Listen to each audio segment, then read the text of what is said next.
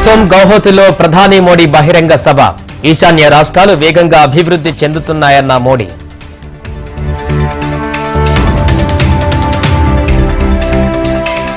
రేపు జార్ఖండ్ అసెంబ్లీలో సీఎం చంపై సోరెన్ బలపరీక్ష. శంషాబాద్ నుంచి ప్రత్యేక విమానంలో రాంచీకి బయలుదేరిన ఎమ్మెల్యేలు.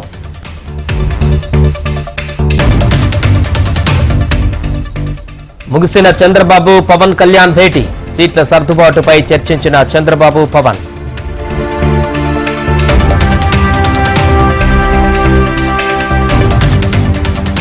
హైదరాబాద్ బంజారాహిల్స్ లో బీజేపీ మీట్ ది గ్రేట్. ప్రధాని మోడీ 2047 విజన్తో పనిచేస్తున్నారన్న కిషన్ రెడ్డి.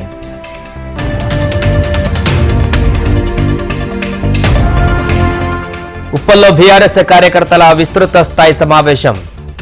రేవంత్ మాట్లాడే భాషను జనం అసహించుకుంటున్నారన్న కేటీఆర్.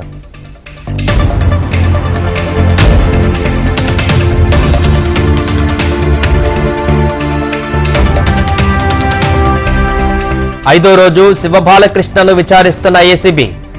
5వ రోజు ఫోన్ కాల్ డేటాపై అధికారుల ఫోకస్.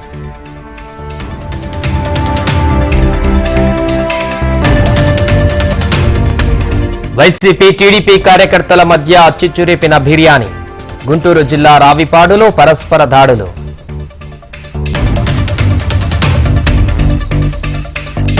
కేంద్ర ఎన్నికల సంఘానికి ఏపీ టీడీపీ లేఖ.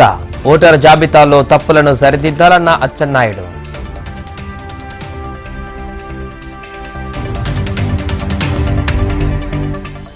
వైజాగ్ మ్యాచ్లో కేపాల్ సంచలన వ్యాఖ్యలు. ఇంగ్లాండ్ కాదు చైనా అమెరికాలను ఓడిద్దామన్న పాల్.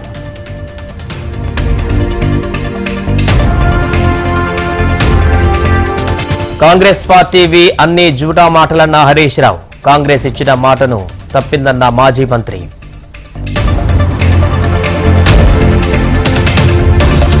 సికింద్రాబాద్లోని మెట్టుగూడ వద్ద డివైడర్ను ఢీకొట్టిన లారీ. డివైడర్ను ఢీకొట్టడంతో రోడ్డుకు అడ్డంగా పడిన లారీ. భారీగా ట్రాఫిక్ జామ్.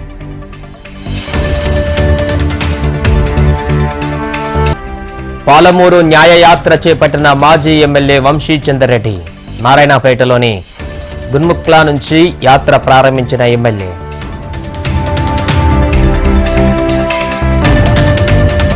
భవిష్యత్ కార్యాచరణ రేపు ప్రకటిస్తామన్న మైలవరం ఎమ్మెల్యే. టీడీపీలో చేరే అంశంపైన నేతలతో చర్చించినట్టుగా సమాచారం.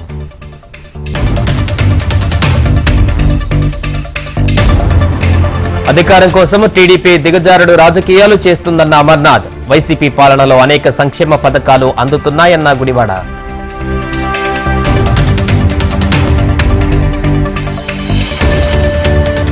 శ్రీశైలం దేవస్థానం టోల్గేట్ వద్ద వాహనాల తనిఖీ. అక్రమ మద్యం మాంసం తరలింపుపై పోలీసుల సోదాలు.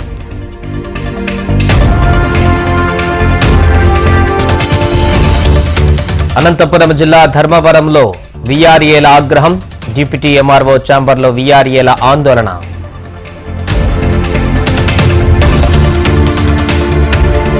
కర్నూలు జిల్లా రంగన్నకొండలో చిరుత సంచారం. కుక్కల సహాయంతో చిరుతను తరిమిన మేకల కాపరి.